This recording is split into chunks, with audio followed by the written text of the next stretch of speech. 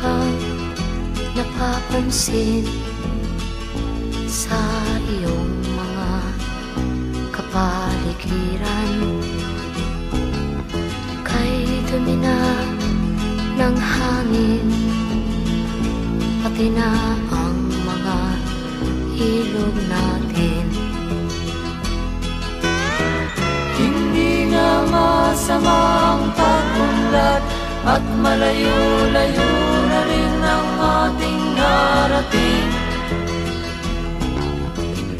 Ngunit masdan mo ang tubig sa dagat, dati kulay asul, ngayon'y naging itim.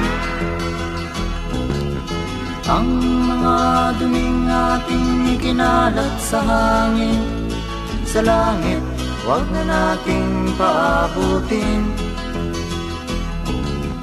Upang kung tayo'y pumanaw man sa sariwang hangin, sa langit natin matitikman.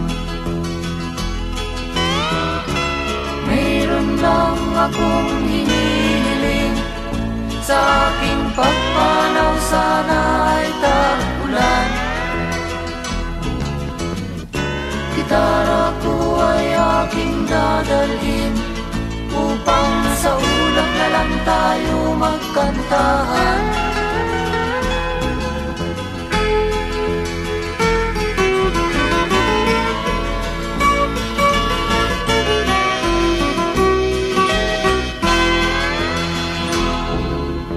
Ang mga batang ngayon lang isinilang, may hangin pa kayang matitikman? May mga puno pa kaya silang aakyatin? May mga ilog pa kayang lalamuyan? Bakit di natin pag-isipan ang nangyayari sa ating kapaligiran?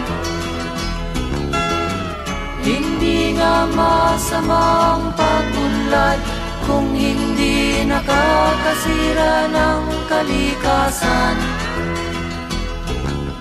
Darating ang panahon, mga ibong dala ay wala nang madadapuan.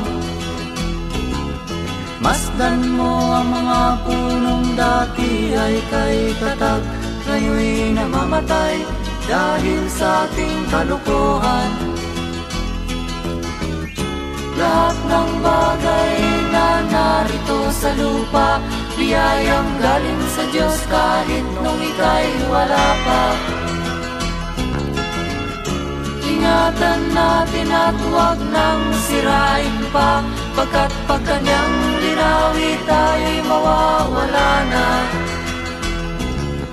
Meron lang akong hinihiling, sa aking pagpanaw sana ay tag-ulan.